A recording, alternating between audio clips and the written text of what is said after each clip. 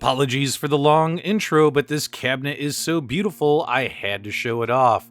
Sure enough, we have the coveted original Dragon's Lair Marquee on this Arcade1Up cabinet with a wonderful flat edge for a nice topper mod in the future. I'm looking at you, Joe Sabo. Taking a look at this Marquee lit up, it does light up beautifully. 2 cabinets in a row from Arcade1Up, MK30th, and now Dragon's Lair that light up the way we want them to. The artwork on here is a little bit grainy. I would have preferred a high-res image, but it doesn't detract from the fact that this thing is stunning. The control panel is recessed inside of the arcade cabinet, which is nice to see. We also have beautiful artwork surrounding the control panel, on-off toggle switches, volume slider. You do have a headphone jack. You do have 2 sword buttons if you're left or right-handed. You do have your joystick up, down, left, right, etc. Player 1, player 2 start button. Typical Arcade1Up controls, but really, that's kind of all you need on this cabinet. You really don't need to go crazy unless you want to and swap these out. Beneath the control panel is the kickplate, and on the top edge of the kickplate, we have this beautiful artwork design, which helps mirror a potential waterfall control panel look. I absolutely love that, as well as our molded Arcade1Up coin door. Just gotta light up those buttons with a kit from Retro 530. Kickplate looks great, and sure enough, we have our front riser panel. And I think the artwork on the front riser panel looks very good, but you know what looks really good? This secondary alphanumeric scoreboard mounted above the monitor. This scoreboard is key to making this arcade cabinet look and feel just like an original Dragon's Lair arcade cabinet. And Arcade1Up hit an absolute home run with that secondary screen. I love it. Really, the only thing you could criticize is that the font, like Player 1 Score Lives, is to the left of the numbers versus being on top of the numbers like the original arcade. But really, that's the only criticism you can make, and that's a small one. The speakers are mounted adjacent to that scoreboard on either side of the panel, and the sound system on here is really, really good. No complaints, no speaker gate. And yes, we can confirm we have that coveted 4.3 monitor, the one that we love from Arcade1Up. That BOE monitor is in here, and whether you look at this thing from side to side or dead on, great viewing angles, great color, great contrast. The monitor we all fell in love with a couple of years ago. Minus a whole mess of exposed screws, which you're probably going to want to put some screw caps on. The side panels look fantastic. Your original Dragon's Lair arcade artwork, as well as your original Dragon's Lair arcade cabinet shape, or as close as Arcade1Up could get it.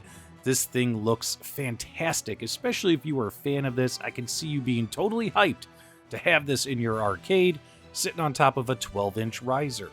I don't even have the nostalgia that other people do for this particular game series, Dragon's Lair 2, and Space Ace.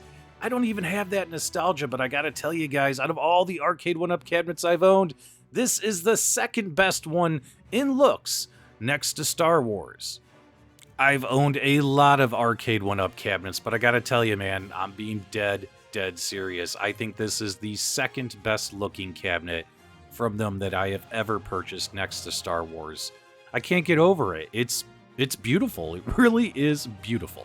All right, let's talk about the user interface and the game options for each game. You got 3 games, Dragon's Lair 2, Space Ace.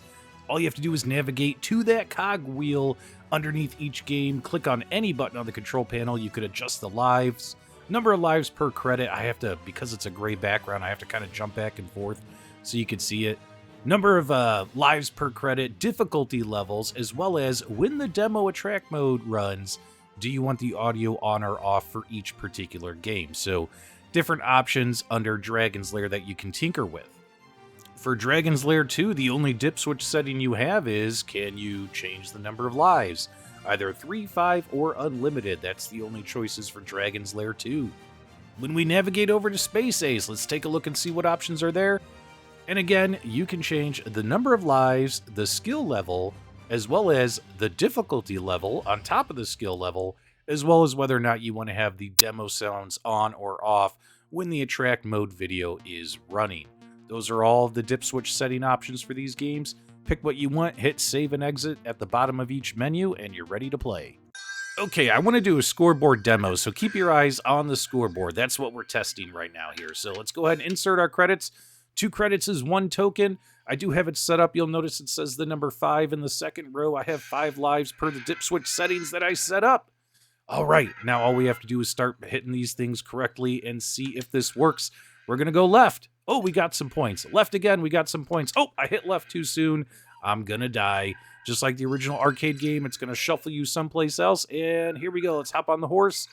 And let's take off here. Okay, we got to go right, left, and we got to go right, and then left, and then another left. And as you can see, this thing is dialed in, and we're getting our points. I absolutely love it.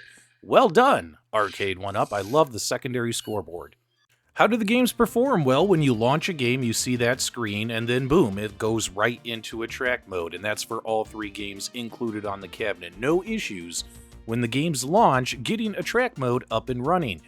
However, if you're playing on 3 or 5 lives on all 3 games, once you die, it just sits at this screen, and it sits at this screen forever. I had it sitting for over 10 minutes during my testing, and a track mode never kicks in. That's something that needs to be fixed, but these cabinets do not have Wi-Fi, no online leaderboards, so if Arcade1Up is going to do some kind of fix, it's going to have to be a USB fix for a firmware patch. That way, a track mode will happen if you die and walk away from your cabinet. Other owners have also reported that in Dragon's Lair, when you get to the final scene where you fight the dragon, when Daphne speaks to you, begging you to rescue her and save her, that the audio is not synced up to her lips when she's speaking. I myself have not gotten that far in the game, but I have seen videos on their Facebook forums that do confirm that this little audio glitch is there. And again, that audio delay is only during that very, very final scene of the game, and only for a couple of seconds. Again, still something we hope Arcade1Up can fix via a USB update. However, minus those 2 issues, I love what Arcade1Up did here. We have the original arcade ROMs, original Laserdisc files, original music, original sound, and original presentation. Even though this looks pretty sharp on camera, and when you're standing in front of this thing and look closely, it actually looks like an old Laserdisc CRT image on your screen. It's not like a crystal clear, high-def, 4K type image, etc.